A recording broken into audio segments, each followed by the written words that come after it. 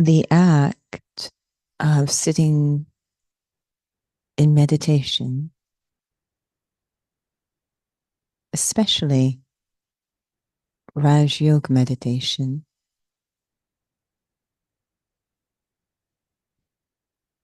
is a declaration of my understanding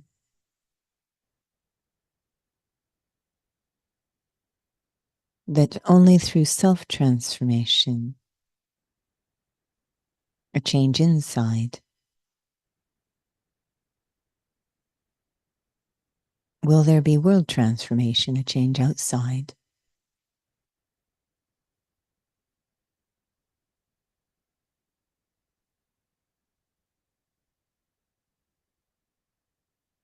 I no longer wait or depend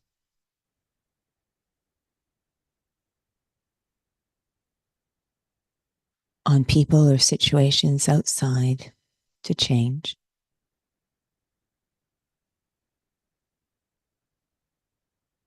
In order to address what's happening inside of myself.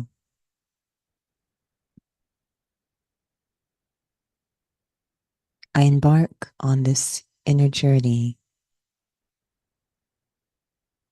this inner evolution, feeling a strong pull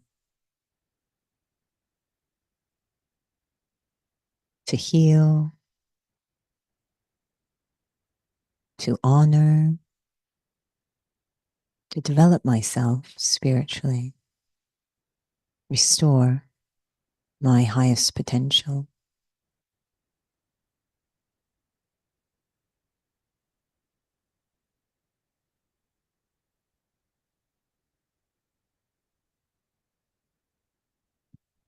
That will require many tools, many resources, many supports,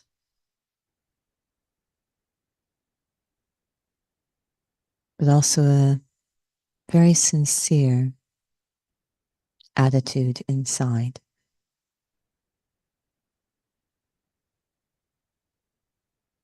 To remain sincere and honest with the self, to never deceive myself. It is said, the Lord is pleased with an honest heart. But it's not just God. I myself am pleased with an honest heart. The importance of maintaining a good relationship with myself.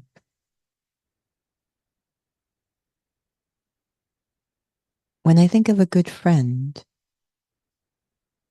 it is someone I can trust, confide in, lean on. And the friendship depends on honesty, sincerity, integrity.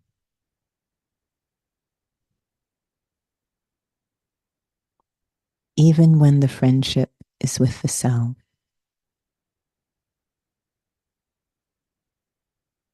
No amount of external show, seeming progress, or achievement outside is worth destroying the friendship with the self.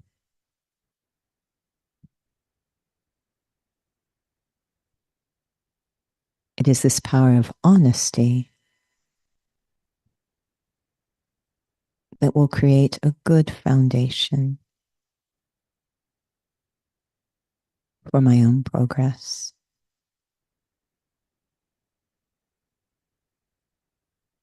Om Shanti.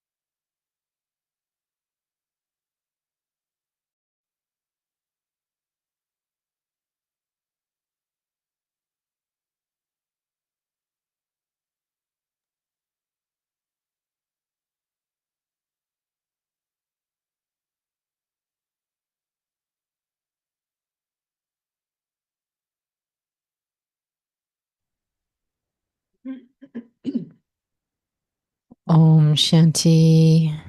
Good evening. Welcome to Interview with the Raj Yogi. And tonight's topic is honest progress.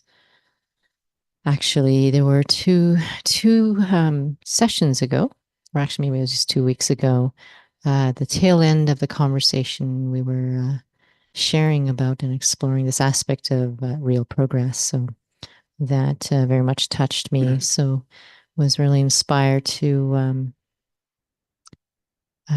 explore that again tonight, a bit more deeper, but perhaps maybe about just this word honesty, because I'm not sure if we all maybe have our own feelings or experiences or impressions of what honesty means. So if you would be open to sharing a little bit about what that means, perhaps through the lens of Raja Yoga.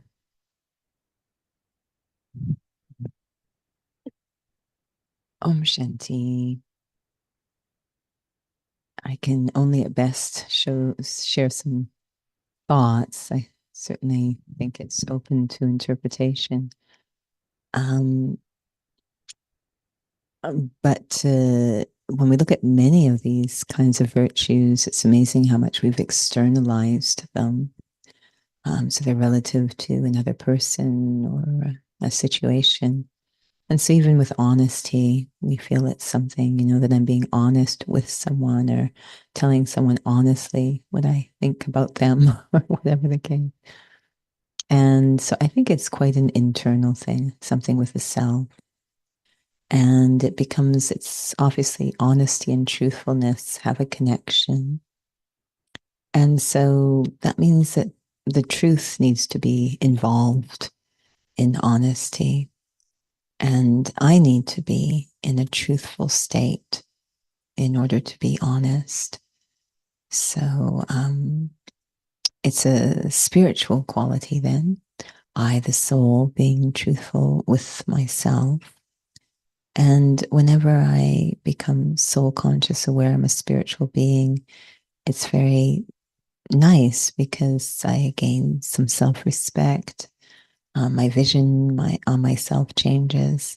So honesty then becomes connected to honoring or progress rather than punishment or just correction. So it depends really on the alignment I'm in. Am I aligned with the truth? Is a part to me of being honest. And it feels very refreshing because it's real or pure. It's a very pure thing.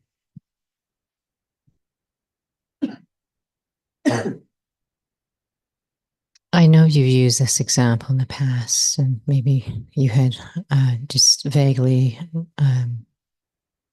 referenced about it, but it's like, gee, let me be honest. You know, that shawl doesn't look great on you, like the way that we use that word honest.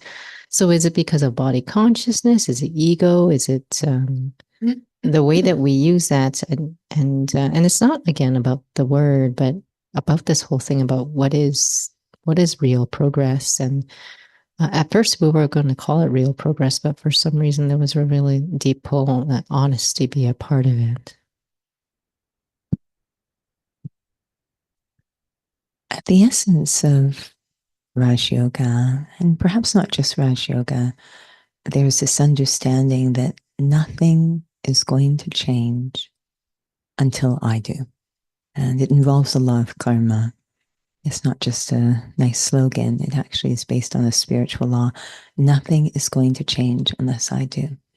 That alone is quite a difficult thing to swallow. Not for souls, but for ego. It's very difficult to swallow. It's very humbling.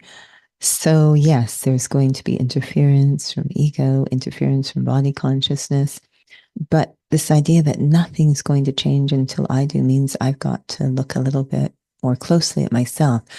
The formula we were using before was until that person changes or that situation changes, nothing's going to change. And so we became very good at looking outside, very good, and rather proud of how well we can look. And so we say, if I'm to be honest with you, And that's sort of the beginning, because there's behind it that feeling that you need to change so things can get better. Whereas Raj Yoga is saying, you know what, just be an observer of everyone. That's honest. Look at yourself with self-respect, but also without deception or ego. That's also honest. So it's coming back to again to where is progress or change going to come from? So what really inspired us, and there was another question I was going to ask, but I just wanted to bring this back to that interview we had a couple of weeks ago, and we were sharing about if there's some sort of inner resistance, tension, storm, and oftentimes what happens is suppressing thoughts or emotions or judging the self. And I believe the tail end of the interview, we were really exploring what happens if you have a different response to yourself. There's more patience, understanding, through the lens of Raj Yoga. And we're exploring how it's so invisible, but that would be real progress. And I found that very inspiring, because it seems like constantly we're trying to find some sort of sign for productivity. So would you feel the honesty, it's oftentimes a lot of the hidden things, the incognito things, and perhaps maybe that's why we're challenged, just because we're so used to physicality and everything has to be measurable, visible, praised by others or whatnot.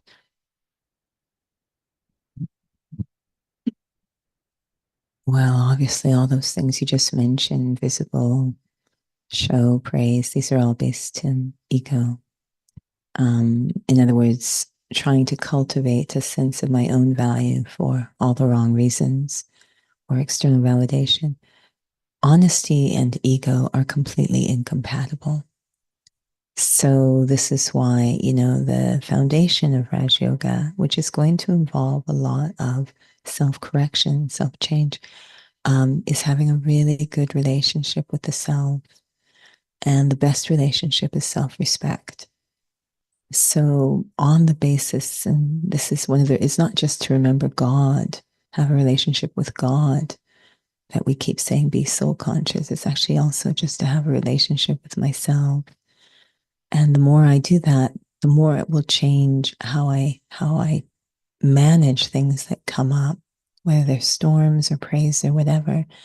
The relationship with the self will really change how I move through those things.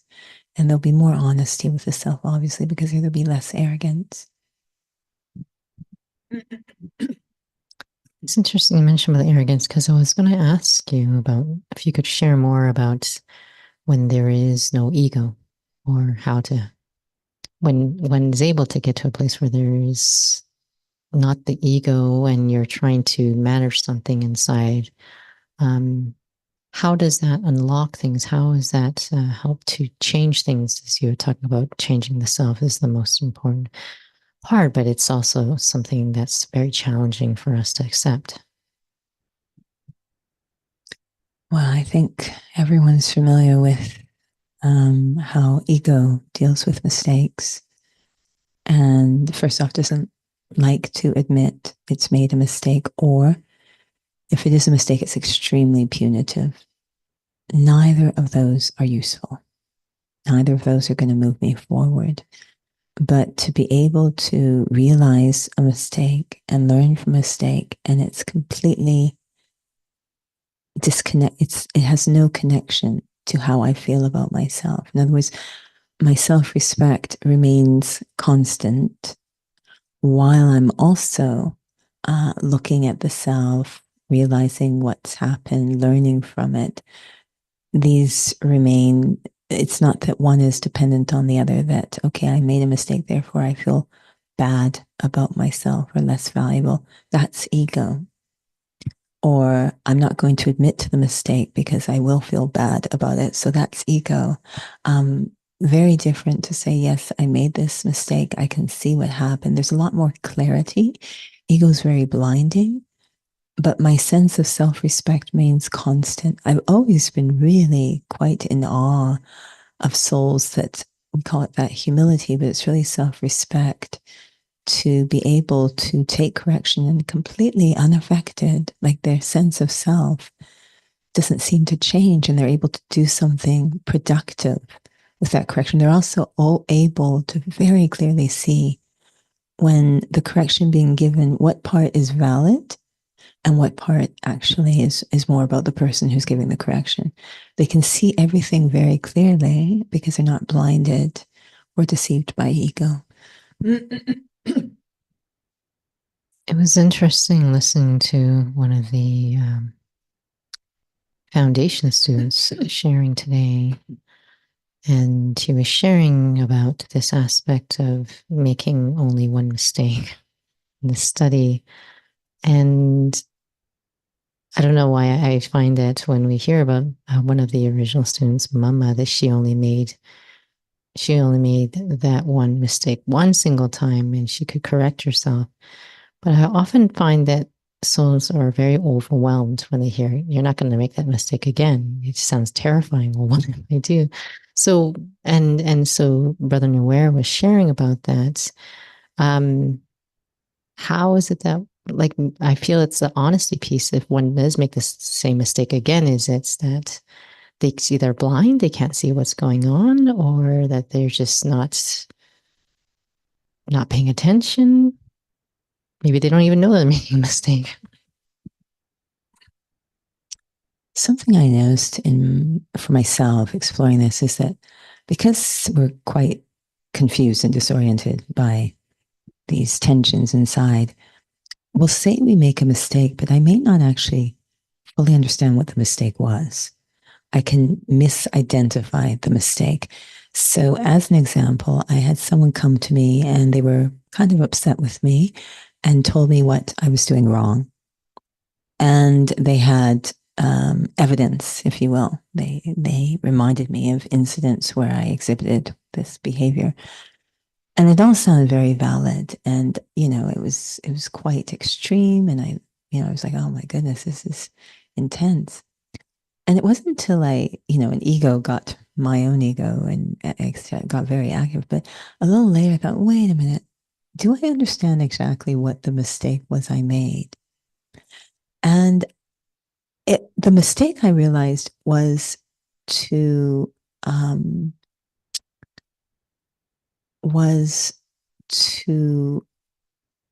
completely allow the voice and feelings of another soul to override or overwhelm my own voice. Not the things that they said or the incidents, it was this dynamic inside that was the mistake. So now I know what to pay attention to. I know, so I could, and the reason it's important is because, we notice in fitness, there's a lot of what we call referred injury or injury, so we have, for example, back pain. I have lower back pain. Now, there is a gazillion different reasons that one can have lower back pain. Do you have lower back pain? Yeah. So there's a zillion different reasons. Well, maybe not a zillion, but there's quite a few different reasons someone can have. But they just think, okay, I've got a lower risk. So I'm going to get ergonomic chair and I'm going to do this, go get a massage, and on it goes. And the actual problem may not be in the back. It could be tight hamstrings, it could be weak core, it could be something I ate. Who knows? It could be I'm having a heart attack. I don't know. So if I don't know what the problem is, I'm not going to be able to address it honestly. And the thing keeps happening. And I just feel bad that it's not going away. I'm not seeing progress, even though I'm throwing everything at it. I'm trying not to perpetuate the problem, that is, keep doing the same mistake. But I actually didn't even identify the mistake properly, what the issue was. So that's kind of important. That's very thought-provoking. It's interesting because today, for those who are regular students, the morning class was a lot about an honest chart and about fear of looking at my chart of attention. It's like, oh gosh, it was really poor. And that just to acknowledge if one is feeling stuck or feels like there is lack of improvement or et cetera, that there's actually benefit in that. But I guess I know we're coming close to the end of this session.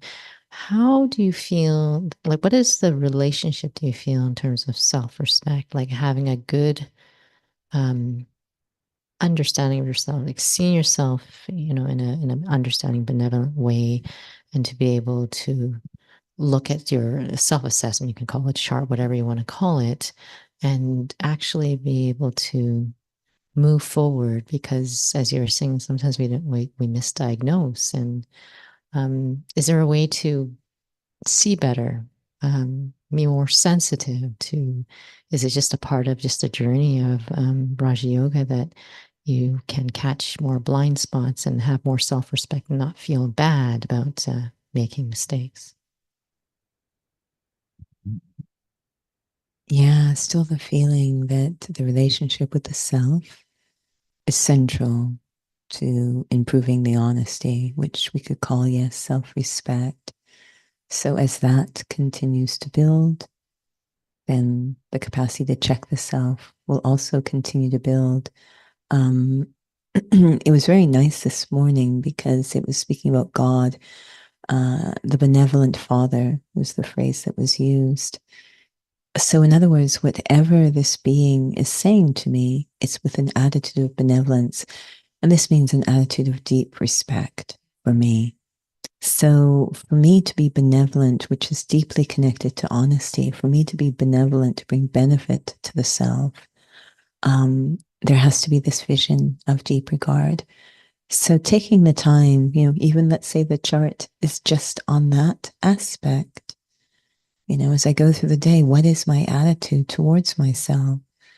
Because to build that up is going to make a big difference. If I can heal the relationship with self, it'll make a big difference in terms of how I'm able to. I remember in ballet school, and I know it's late, but I remember in ballet school, I'd look at the senior dancers and they were absolutely exquisite. Absolutely exquisite. But the whole point of the ballet master is always to find improvement.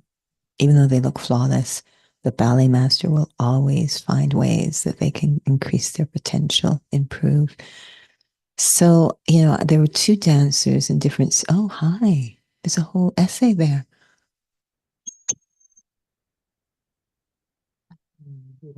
Oh. I have one question. Sometimes we know these things are a return of my karma or maybe just part of drama. It's very hard to accept the situation and behavior. What should I do to accept that? So I'm just going to read that again for those who are on YouTube. I have one question. Sometimes we know these things are my return of karma or maybe just part of drama, but it's very hard to accept the situation and behavior. What should I do to accept that? Good question. Yeah, this is really the incredible power of Raj Yoga is it's asking us to unpack these kinds of questions that, I have to say, I admire the courage of every student of Raj Yoga because most people just run in the other direction and not deal with it at all. But the bottom line is, as the saying goes, if I keep doing what I've always done and expect a different outcome, then this is insanity. So it's not that I'm trying to become heavy or put burden and say that no one else has to take responsibility. Everyone, of course, ideally would take responsibility for themselves, but the power to do that varies from individual to individual. So I'm just left again and again with what can I do in this situation?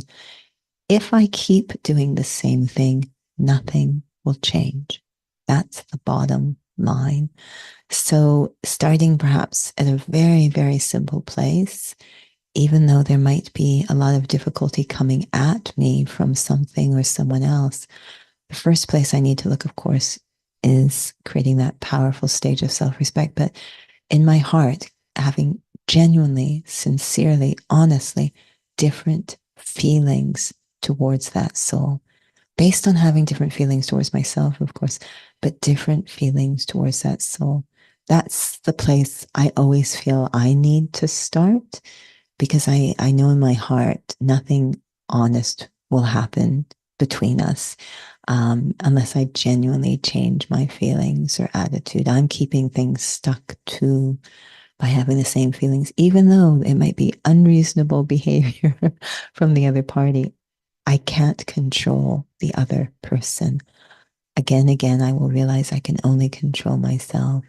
So it's a pretty, I know it seems like a very high order, but this is really what Raj Yoga is trying to empower and enlighten in us, is that we become change makers from the inside out, and others will also benefit from the changes we make in ourselves. So that's a place to start. I was going to share, let's explore this at our next interview. Yeah. But that next interview is going to be quite some time.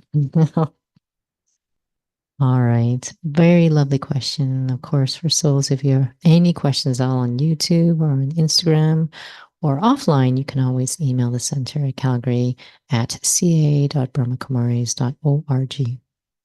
We will have a reflection right now. Thank you.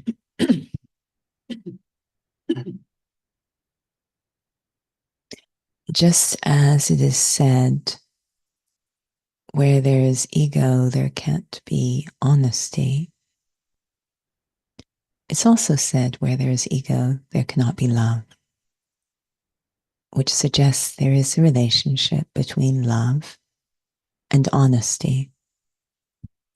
The most powerful and profound form of honesty I can have is honesty with myself, which means this experience of love or regard or respect for the self completely changes the feelings in the heart for the self. And I want to be honest when I have that love. And so whenever I'm exploring any situation, the first thing I will do is go inside into that sacred place inside where I'm aware of myself only as a soul, a subtle, exquisite, spiritual being, a child of God with tremendous potential for humanity, to be humane, to deeply feel and absorb that sense of self, the value of the self. I will not think about any situation until I've established that foundation of regard for the self. This is an honest commitment I make to myself. Om Shanti. Om Shanti. Thank you. Sister Judy, thank you for those online. And again, very lovely question. Thank you. So just wanted to remind souls in terms of some upcoming sessions. We have the next Raja Yoga Foundations course in English happening in October. So the 4 Fridays. So no longer are the sessions for English Raja Yoga Foundations on Wednesdays. They're on Fridays. So that's 6:30 to 8 o'clock. And you can find the registration link on the Calgary website, as well as the Eventbrite one as well. If you have questions about that, please feel free to email the center. We're fast forwarding ahead quite a bit, just because souls may want to be aware that we have our public Diwali program happening on Friday at Scarborough Hall, and I believe it's like 6:30 to 8:30 in the evening. Online option. Yes, we would love to be able to offer the online option. It's just there is really no Wi-Fi there, so it just becomes a very unpleasant experience for those online as the internet keeps cutting in and out. So we'll see if we can find an option for that or work on that. But it is for now on site. If we can find a solution, of course, we'll have that live as well online. And so, of course, we have our drop-in sessions happening every evening online and on site in English at the Inner Peace Center on Mondays and Fridays, 6:30 to 7:30. And there is a drop-in session, learn about meditation happening at the Academy. And do you recall when that is happening? So October 26th, which is a Saturday, and it is 12:15 to 1:30. And if you don't register, that's fine. You can drop in and just let the individual at the front desk know. I believe that is it. And thank you for joining. Om Shanti.